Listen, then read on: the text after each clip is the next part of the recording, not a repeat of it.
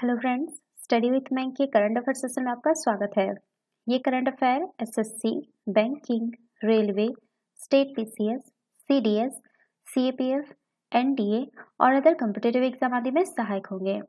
आज की डेट है 30 नवंबर 2021। तो चलिए आज का करंट अफेयर शुरू करते हैं। आज का पहला प्रश्न है, केंद्रीय अप्रत्यक्ष कर एवं सीमा शुल्क बोर्ड का अध्यक्ष निम्न में से किसे नियुक्त किया गया है? Option A Vivek Jauhari, option B Gautam Shastri, option C Anil Agnihotri, option D Mohan सेठ।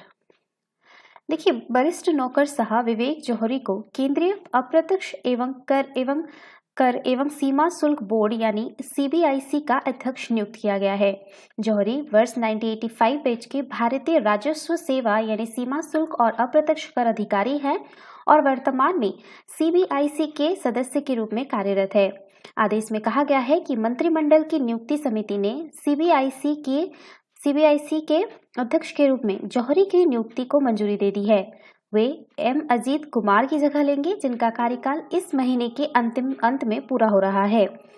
तो इसका जो सही आंसर होगा वो होगा आपका ऑप्शन ए विवेक जौहरी। चलिए नेक्स्ट क्वेश्चन पे चलते हैं। अमृतसर के परमजीत सिंह ने तिब्लिस यानी जॉर्जिया में खेली जा रही विश्व पावरलिफ्टिंग चैंपियनशिप में 49 किलो भार वर्ग में कौन सा पदक जीता? ऑप्शन ए रजत पदक, ऑप्शन बी स्वर्ण पदक, ऑप्शन सी कांस्य पदक, ऑप्शन डी इनमें से कोई नहीं। देखिए, अमृतसर के परमजीत सिंह ने तिब्लिस जो कि आपका जॉर्जिया में है में खेली जा रही विश्व पावरलिफ्टिंग चैंपियनशिप में 49 किलो भार वर्ग में कांस्य पदक जीता है। परमजीत रविवार को कुल 158 किलो वजन उठाकर राष्ट्रीय कीर्तिमान के साथ तीसरे स्थान पर रहे। परमजीत ने इससे पहले जकार्ता पैरा एशियाई खेलों में 135 किलो वजन उठाकर कांस्य पदक जीता था। तो इसका जो सही आंसर होगा वो होगा आपका ऑप्शन सी कांस्य पदक। चलिए नेक्स्ट क्वेश्चन पे चलते हैं। किस राज्य की कैबिनेट ने देश की पहली साइबर तहसील बनाने के प्रस्ताव को पास किया है? Option A Bihar, option B Madhya Pradesh, option C Tamil Nadu, option D Assam. देखिए, मध्य प्रदेश मंत्रिमंडल ने मध्य प्रदेश राज्य में साइबर तहसील बनाने के प्रस्ताव को मंजूरी दे दी है। इसके बाद एमपी साइबर तहसील वाला देश का पहला राज्य बन जाएगा। साइबर तहसील म्यूटेशन प्रक्रिया को आसान बनाएगी और राज्य में कहीं से भी लोग इसका लाभ उठा सकते हैं। इससे अविवादित भूमि के मामलों में परिवर्तन की प्रक्रिया सुविधाजनक हो जाएगी। तो इसका जो सही आंसर होगा वो होगा आपका ऑप्शन बी मध्य प्रदेश। चलिए नेक्स्ट क्वेश्चन पे चलते हैं। Global observatory on donation and transplantation की रिपोर्ट के अनुसार भारत किस देशों के बाद अंगदान करने में विश्व में तीसरे स्थान पर पहुंच गया है? ऑप्शन ए अमेरिका एवं चीन, ऑप्शन बी नेपाल एवं पाकिस्तान, ऑप्शन सी बांग्लादेश एवं रूस, ऑप्शन डी ईरान एवं भूटान। देखिए, केंद्रीय स्वास्थ्य मंत्री मनसुख मंडाविया ने बताया कि अंगदान में अमेरिका और चीन के बाद भारत तीसरे स्थान पर पहुंच गया है। Global observatory on donation and transplantation website पर उपलब्ध डाटा से यह जानकारी मिली है। अंगदान करने वालों और उनके परिवारों को सम्मान देने के लिए वर्ष 2010 से भारतीय अंगदान दिवस मनाया जा रहा है। मनसुख मंडाविया ने बताया कि वर्ष 2012-13 के मुकाबले देश में अंगदान 4 गुना हो चुके हैं। तो इसका जो सही आंसर होगा वो होगा आपका ऑप्शन ए अमेरिका और चीन। चलिए नेक्स्ट क्वेश्चन पे चलते हैं। भारतीय रेलवे ने निम्न में से किस राज्य में दुनिया का सबसे ऊंचा यानी 141 मीटर रेलवे ब्रिज का निर्माण कर रहा है?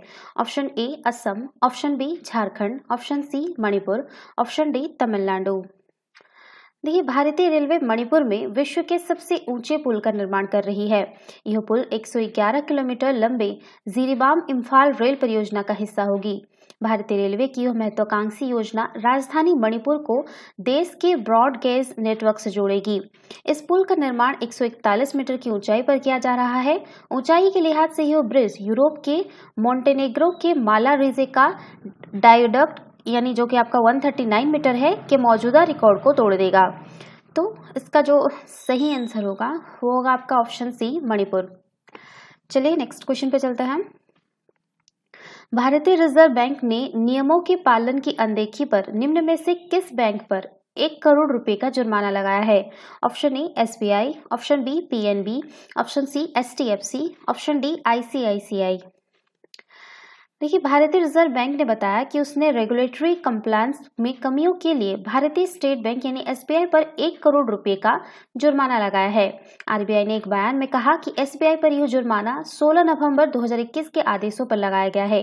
केंद्रीय बैंक के अनुसार एसबीआई के इंस्पेक्शन फॉर सुपरवाइजरी एवेल्यूशन यानी आईएसई के लिए वैधानिक निरीक्षण 31 मार्च 2018 और 31 मार्च 2019 को अपनी फाइनेंशियल पोजीशन के संदर्भ में आयोजित किया गया था।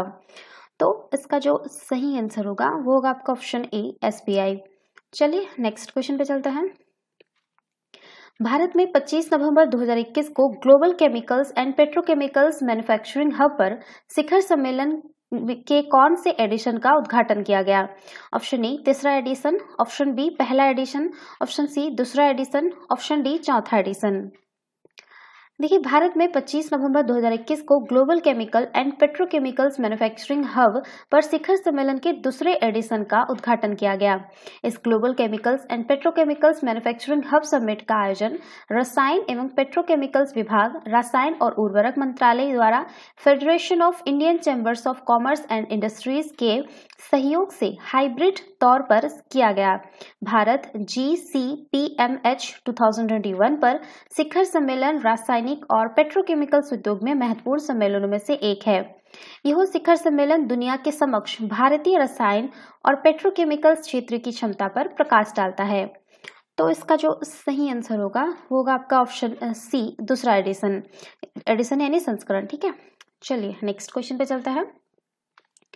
किस राज्य सरकार ने केंद्र सरकार तथा विश्व बैंक के साथ सपोर्टिंग आंध्राज लर्निंग ट्रांसफॉर्मेशन परियोजना के समर्थन के लिए $250 मिलियन के ऋण हेतु कानूनी समझौतों पर हस्ताक्षर किए हैं? Option A Andhra Pradesh, option B Tamil Nadu, option C Uttar Pradesh, option D Maharashtra. देखिए, आंध्र प्रदेश सरकार ने केंद्र सरकार तथा विश्व बैंक के साथ सपोर्टिंग आंध्राज लर्निंग ट्रांसफॉर्मेशन परियोजना के समर्थन के लिए $250 मिलियन, जो कि आपका 1860 करोड़ इंडियन रुपीस में होंगे, के ऋण हेतु कानूनी समझौते पर हस्ताक्षर किए हैं, जिसका उद्देश्य राज्य में 50 लाख से अधिक छात्रों को सीखने की क्षमता एवं गुणवत्ता में सुधार करना है। सपोर्टिंग आंध्राज लर्निंग ट्रांसफॉर्मेशन यानी सॉल्ट शिक्षकों को प्रशिक्षण देने, राज्य स्तरीय मूल्यांकन की सुविधा प्रदान करने और एक प्रभावी शिक्षा प्रबंधन एवं सूचना प्रणाली स्थापित करने के लिए अपनी तरह की पहली अभिनव परियोजना है। इस परियोजना का लक्ष्य 45,000 से अधिक सरकारी स्कूलों में 6 से 14 वर्ष की आयु के 40 लाख छात्रों, आंगनबाड़ी में नामांकित 3 से 6 वर्ष की आयु के 10 लाख से अधिक बच्चों, लगभग 1,90,000 शिक्षकों और 50,000 से अधिक आंगनबाड़ी कार्यकर्ताओं को कवर करना है। इस परियोजना के तहत जनजातीय ब्लॉकों में 3,500 स्कूलों में 1 वर्षीय प्री स्कूल स्तर का पाठ्यक्रम शुरू किया जाएगा। तो इसका जो सही आंसर होगा वो होगा आपका ऑप्शन ए आंध्र प्रदेश। चलिए नेक्स्ट क्वेश्चन पे चलते हैं। राष्ट्रीय कैडर कोर ने अपनी स्थापना की 73वीं वर्षगांठ कब मनाई? ऑप्शन ए 26 नवंबर 2021, ऑप्शन बी 27 नवंबर 2021, ऑप्शन डी 28 नवंबर 2021, ऑप्शन डी 29 नवंबर 2021।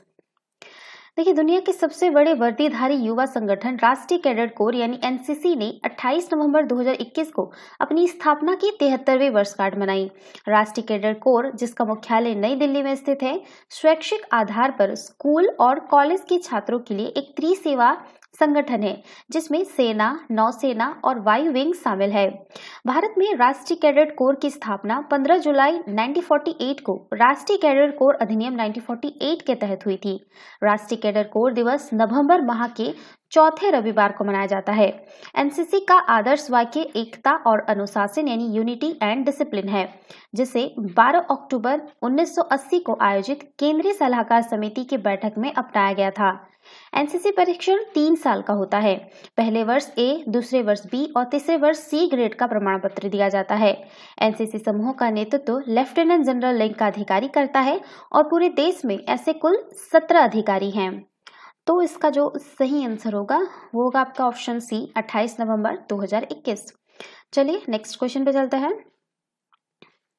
देश भर में सर छोटू राम की जयंती कब मनाई गई? ऑप्शन ए 24 नवंबर 2021, ऑप्शन बी 25 नवंबर 2021, ऑप्शन सी 27 नवंबर 2021, ऑप्शन सी 26 नवंबर 2021, ऑप्शन डी 27 नवंबर 2021। देखिए 24 नवंबर 2021 को देश भर में सर छोटू राम की जयंती मनाई गई। सर छोटू राम का जन्म 24 नवंबर 1881 को पंजाब के रोहतक, जो कि अब हरियाणा में है, में हुआ था। सर छोटू राम का असली नाम राय रिचपाल था। सर छोटू राम वर्ष 1937 में नाइट की उपाधि दी गई थी।